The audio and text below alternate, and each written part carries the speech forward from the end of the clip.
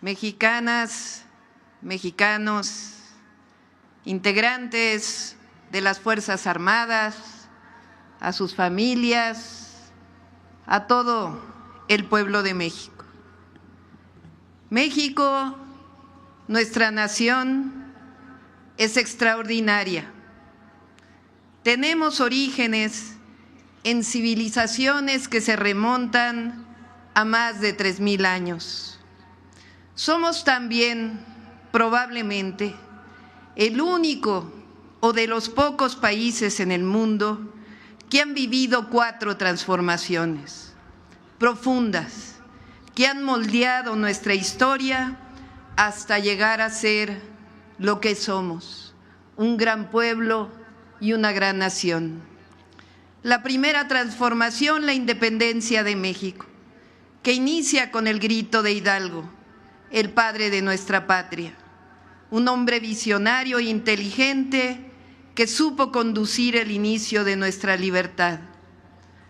Este año conmemoramos 200 años de la primera Constitución de la República, producto de aquella gesta histórica. Después vino el siglo XIX, lleno de dificultades, en una lucha entre conservadores y liberales. Vivimos la invasión de los Estados Unidos, en la que perdimos la mitad del territorio, la invasión francesa que pretendía instaurar una monarquía y convertirnos en protectorado. Pero a la segunda mitad del siglo XIX lo marcó la segunda transformación, guiada por una generación de humanistas, libertarios, con amor a su patria, poetas y escritores convertidos en generales, liderados por un hombre que se adelantó a todos los tiempos, un indígena zapoteco que frente a todas las adversidades supo conducir a la nación a su segunda independencia, el benemérito de las Américas, Benito Juárez García, que nunca se venció ni claudicó y que formó un Estado civil sustentado en la libertad, una república federal democrática y representativa. Llegó la tercera transformación, que venció años del porfiriato. Algunos historiadores han querido reivindicar aquel periodo, pues afirman que trajo la modernidad y el progreso.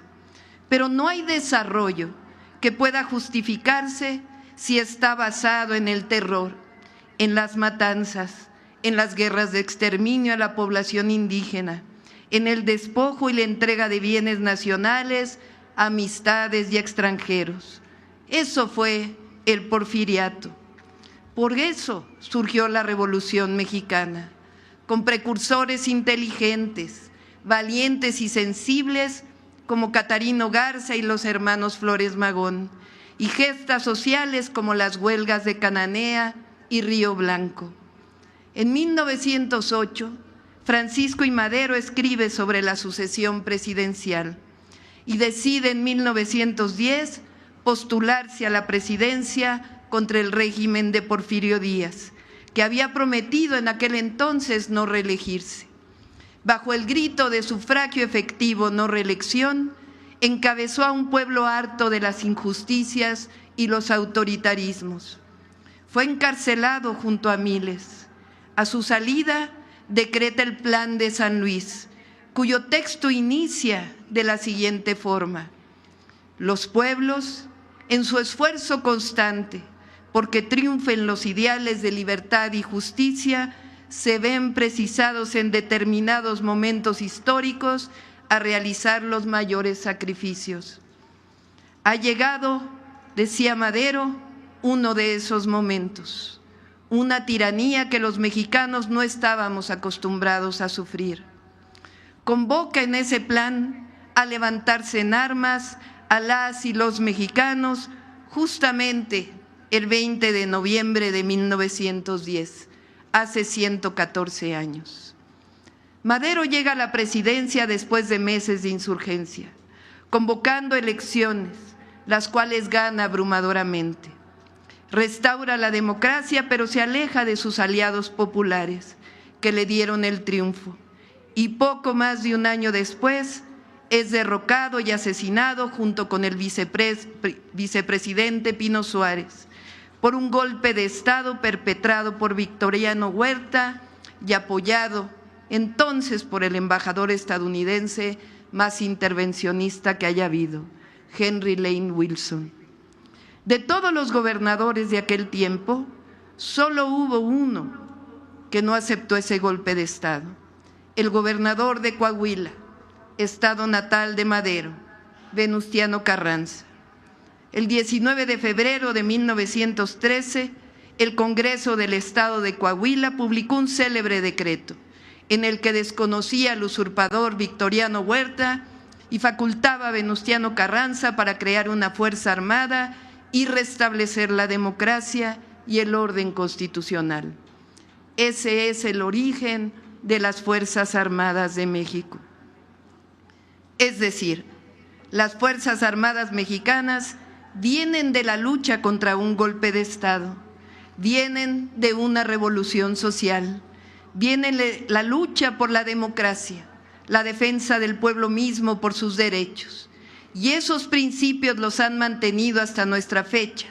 Por eso confirmamos que las Fuerzas Armadas son pueblo uniformado, hombres y mujeres valerosos que aman a su patria y entregan su esfuerzo y su vida por el bien de nuestra patria.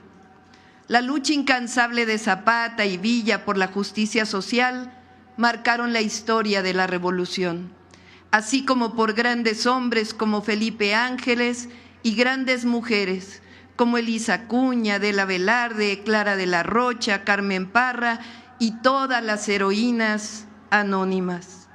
La Revolución Mexicana dio a nuestra patria y al mundo la Constitución de 1917, visionaria, nacionalista y justa, la primera en reconocer derechos sociales, las garantías individuales, la propiedad de la nación sobre los recursos naturales, la propiedad comunal y el ejido, los derechos de los trabajadores, la educación pública, laica y gratuita, la soberanía popular y el derecho del pueblo a cambiar su forma de gobierno. Muchos de los anhelos de la revolución no fueron cumplidos hasta que llegó el general Lázaro Cárdenas del Río, hombre joven, sencillo, revolucionario, con un profundo amor por el pueblo y por la justicia, que estableció las bases de la independencia económica de México. La historia siguió su camino. Entre 1983 y el 2018 se instauró en México el llamado modelo neoliberal, que cambió la Constitución de 1917 para ir entregando nuevamente los bienes de la nación a unos cuantos privados y extranjeros. Los gobiernos nuevamente, como en el Porfiriato, estuvieron al servicio de unos cuantos. Se empobreció a nuestro pueblo, aumentaron las desigualdades y la violencia. Pero en 2018, de forma mayoritaria, por la vía pacífica y electoral, el pueblo dispuso iniciar una nueva historia, la cuarta transformación de la vida pública de México.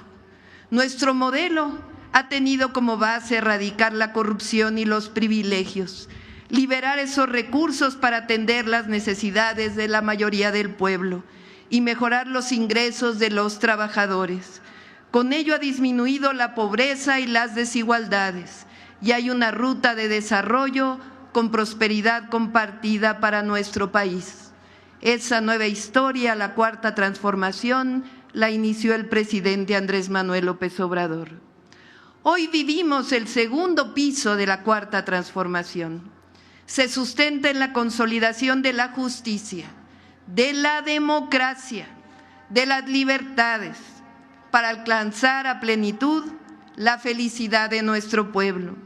Continúan y se amplían los programas del bienestar, las escuelas, las universidades, el sistema de salud. El próximo año inicia, junto con el Ejército, con la Marina, la construcción de nuevos trenes de pasajeros, carreteras, obras de agua potable, se generan empleos mejor pagados, se construye paz todos los días y hay un ambiente propicio para la inversión. Estamos recuperando además el sentido social de la Constitución de 1917. Se aprobó la reforma constitucional para que sean elegidos por el pueblo las y los jueces, magistrados y ministros de la Suprema Corte de Justicia de la Nación. Se integró la Guardia Nacional a la Secretaría de la Defensa. Se aprobaron los derechos plenos de los pueblos y comunidades indígenas. Los programas de bienestar se hacen derechos constitucionales. Y además, las mujeres ya estamos en la Constitución de la República con plenos derechos. Y también Pemex y CFE recuperan su carácter público. Por ello digo que tengo claro que solo con el apoyo de la amplia mayoría del pueblo se puede seguir llevando a cabo esta gran transformación de nuestra patria. Por eso nunca nos separaremos de los sentimientos de la nación, nunca nos separaremos del pueblo de México. Con una larga tradición de lucha, el pueblo de México ha sido el protagonista de las transformaciones de nuestro país. A él nos debemos y a él servimos. Estamos viviendo una transformación profunda y créanme, el mundo entero ve a México con admiración. México tiene, sobre todo, un pueblo resistente, amoroso, solidario, fraterno, con hombres y mujeres trabajadoras, aquí en nuestro territorio y también, hay que decirlo, del otro lado de la frontera.